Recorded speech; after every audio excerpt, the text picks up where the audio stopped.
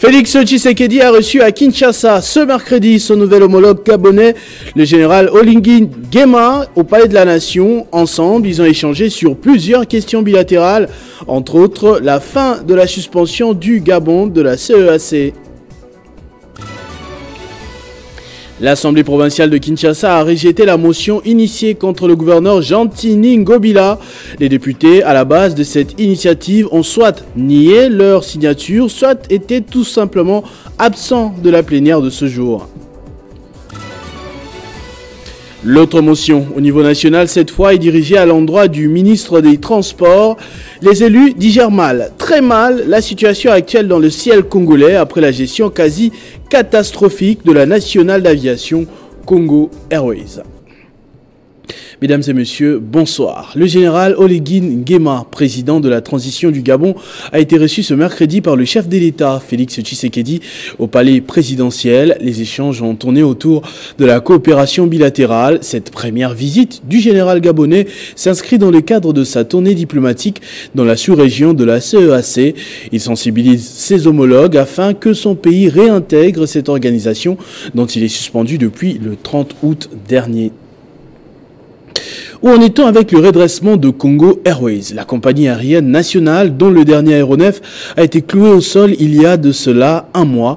Malgré la médiatisation que l'affaire a connue et le tollé que cela a suscité, les autorités ne semblent donner aucune suite à ce dossier.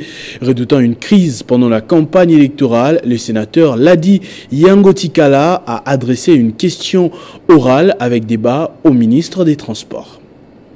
Vous aviez suivi avec moi sur la voie des ondes le directeur général de Congo Airways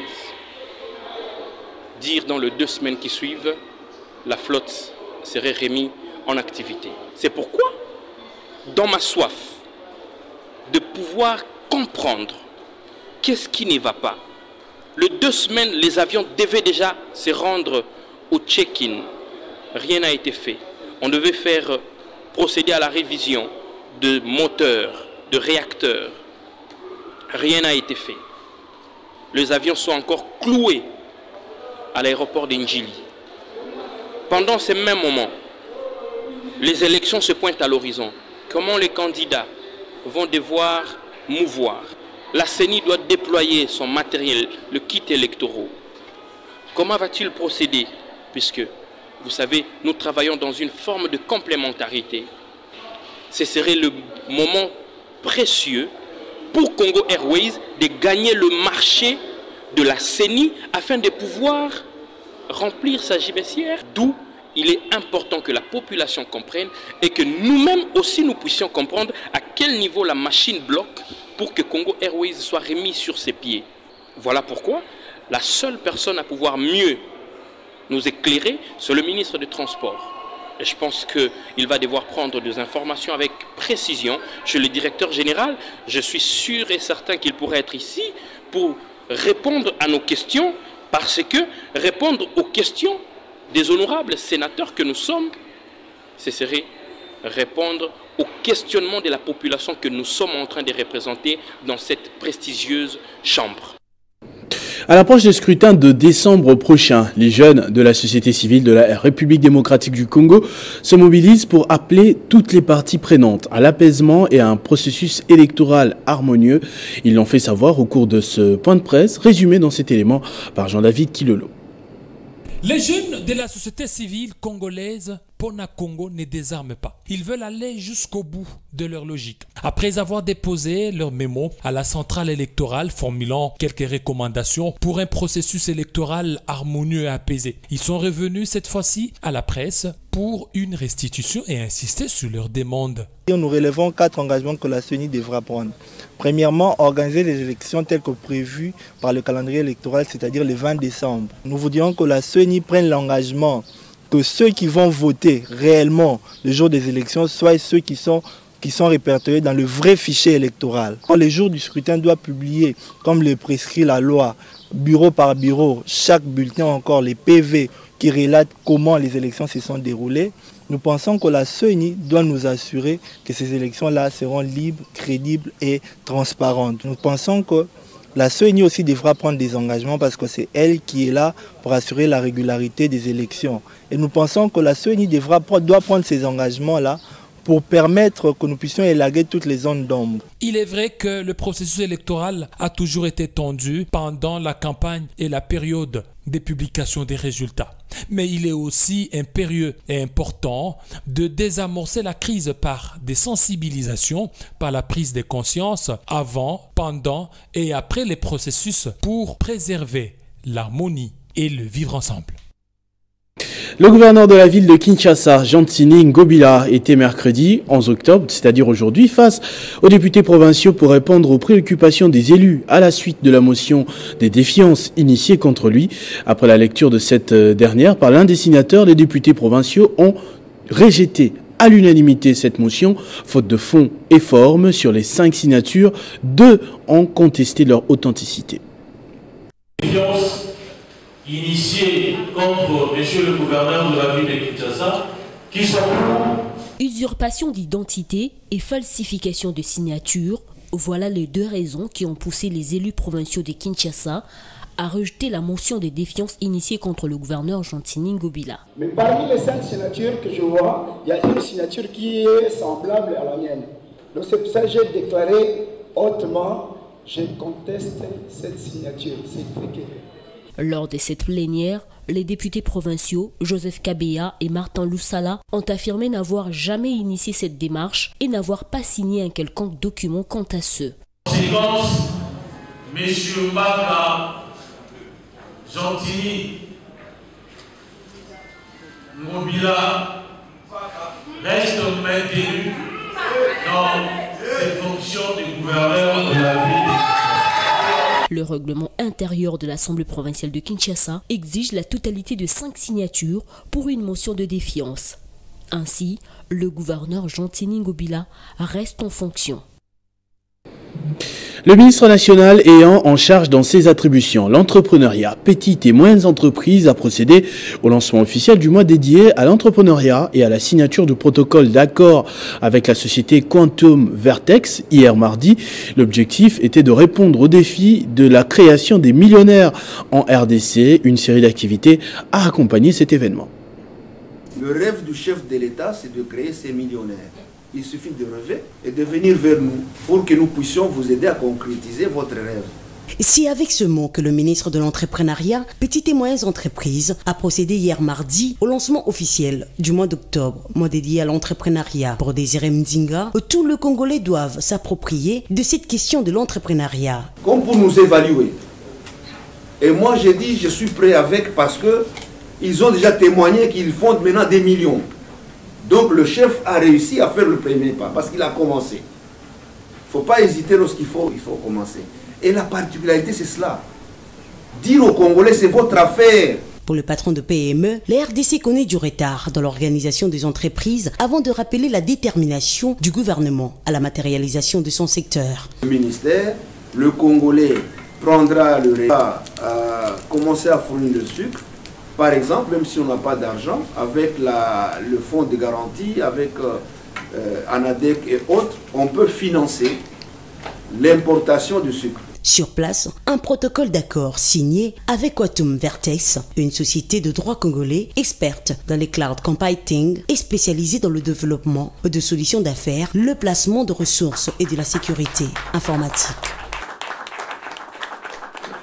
Le ministre de l'Entrepreneuriat, Petites et Moyennes Entreprises a en outre énuméré quelques grands rendez-vous de l'entrepreneuriat en RDC, notamment la mince d'entrepreneuriat prévue ce 11 octobre 2023 à Kinshasa sous le thème « 1 million de petites et moyennes entreprises pour 8 millions d'emplois ». L'édition Challenge pour primer le meilleur entrepreneur, les états généraux de l'entrepreneuriat prévus à Goma, ainsi que l'inauguration le 30 octobre de la maison d'entrepreneuriat à Kinshasa de la commune de Limete et la grande rencontre du chef de l'État avec le jeune entrepreneur. Dans le même registre, justement, comme je le disais tout à l'heure, le directeur général de la société Flèche Technologies et concepteur de la tablette Motema, Dieudonné KMB, qui était présent à cette cérémonie, a livré plus de 100 produits commandés par la Procem. Une occasion pour le ministre de l'Entrepreneuriat d'inviter les Congolais à se procurer cet outil technologique Made in Congo.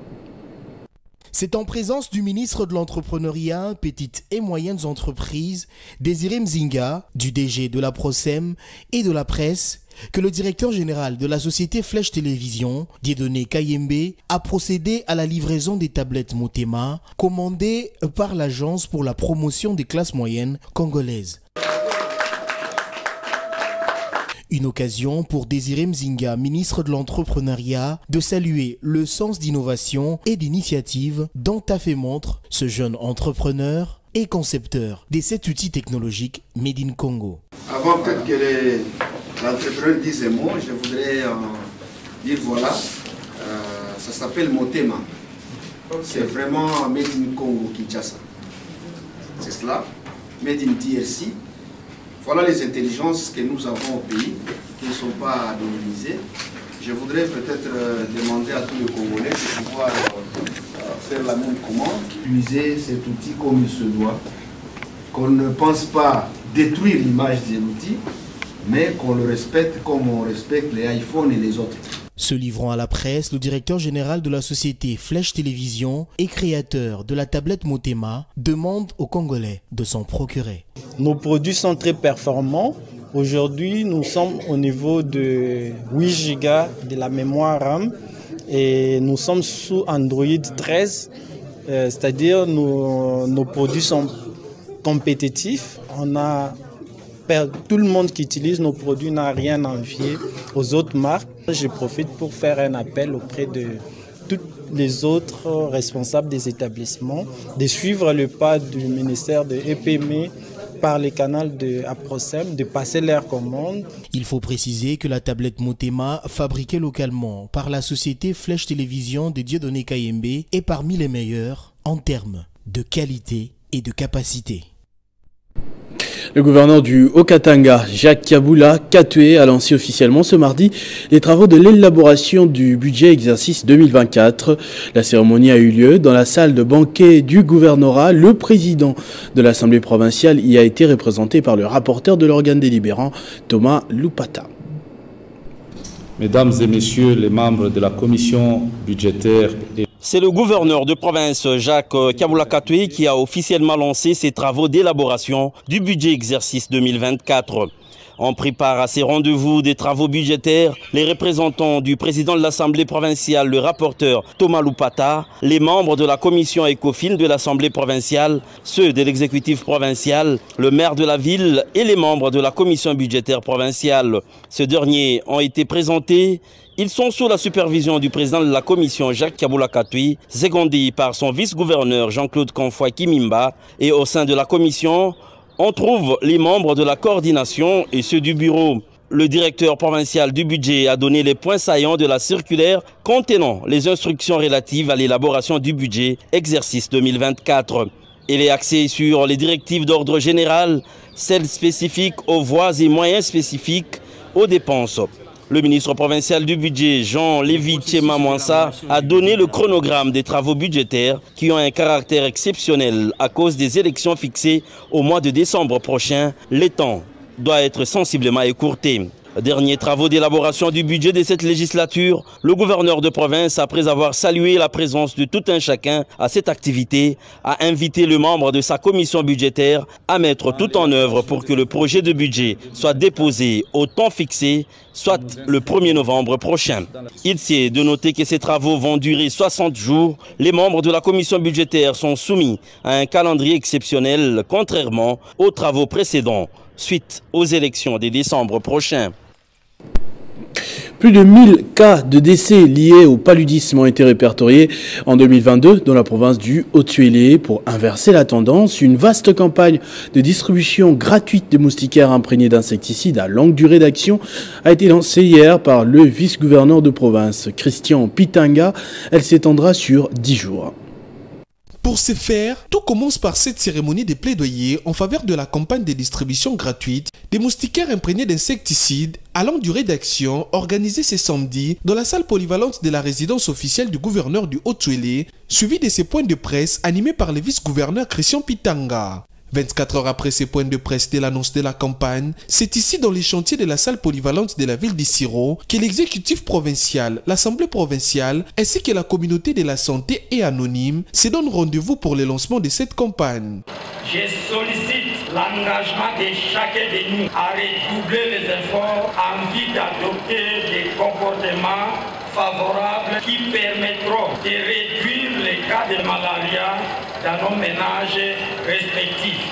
Partenaires techniques et financiers de l'État congolais, Sanru et IMA n'ont pas caché leur satisfaction y égard l'accompagnement de ces derniers. Pour le programme national de lutte contre le paludisme, la RDC n'entend pas renoncer à son combat contre ces fléaux, une détermination renouvelée par le vice-gouverneur Christian Pitanga Mangandro. Lui de rendre des hommages mérités à son Excellence Monsieur Félix Antoine Tshisekedi Tshilombo pour son combat permanent de garantir à tout Congolais les droits à la santé. J'exhorte les compatriotes qui vont recevoir ces moustiquaires à faire bon usage en vue de faire reculer le paludisme à l'économie. De l'animation musicale, en passant par des pièces théâtrales, tout a été mis en contribution pour sensibiliser la population au danger du paludisme. Une délégation de l'aviation civile séjourne à Kisangani dans une mission de clarification en matière de la supervision de la sécurité de l'aviation civile. Le gouverneur intérimaire en a été informé au cours de l'audience leur accordée mardi 10 octobre en la salle de réunion du gouvernorat de province. Conduite auprès de l'autorité provinciale par le ministre provincial de Transport et Voies de Communication, cette délégation est venue non seulement présenter les civilités, mais aussi faire savoir à Norbert Lokula Lolisambo que l'État Kisangani, pour clarifier les prérogatives exclusives reconnues à l'autorité de l'aviation civile en matière de la supervision de la sécurité et de la sûreté de l'aviation civile en RDC. Et c'est comme le précise ici le chef de la délégation, Eric Kindidi. Les constater en province notamment, nos amis des bureaux de transport aérien, des émissions sur les attributions de l'autorité de l'aviation civile. Et il était important de présenter qu'aujourd'hui, il existe en RDC une loi relative à l'aviation civile et l'administration, la réglementation technique et la supervision de la sécurité et de la sûreté de l'aviation sont confiées à l'autorité de l'aviation civile. Très attentif aux préoccupations de ses hôtes, le gouverneur intérimaire a, au nom de Maître Madeleine Nikomba Sabangu, promis son accompagnement et sa disponibilité pour la réussite de cette mission de la Chopo. Une séance de travail est prévue avec tous les intervenants dans le domaine de l'aviation civile pour mettre fin aux émissions tant observées. Ce journal est terminé, mesdames et messieurs, je vous en rappelle tout de suite les principaux titres. Félix Tshisekedi a reçu à Kinshasa ce mercredi son nouvel homologue gabonais, le général Oligui Nguema, au palais de la Nation. Ensemble, ils ont échangé sur plusieurs questions bilatérales, entre autres la fin de la suspension du Gabon de la CEAC. L'Assemblée provinciale de Kinshasa a rejeté la motion initiée contre le gouverneur Jean-Tini Ngobila. Les députés à la base de cette initiative ont soit nié leur signature, soit été tout simplement absents de la plénière de ce jour. L'autre motion au niveau national, cette fois, est dirigée à l'endroit du ministre des Transports. Les élus digèrent très mal la situation actuelle dans le ciel congolais après la gestion quasi catastrophique de la nationale d'aviation Congo Airways. À tous et à toutes, merci de votre attention soutenue. Restez fidèles au programme de votre chaîne Télé 50. Vivez heureux, vivez 100 ans, mesdames et messieurs.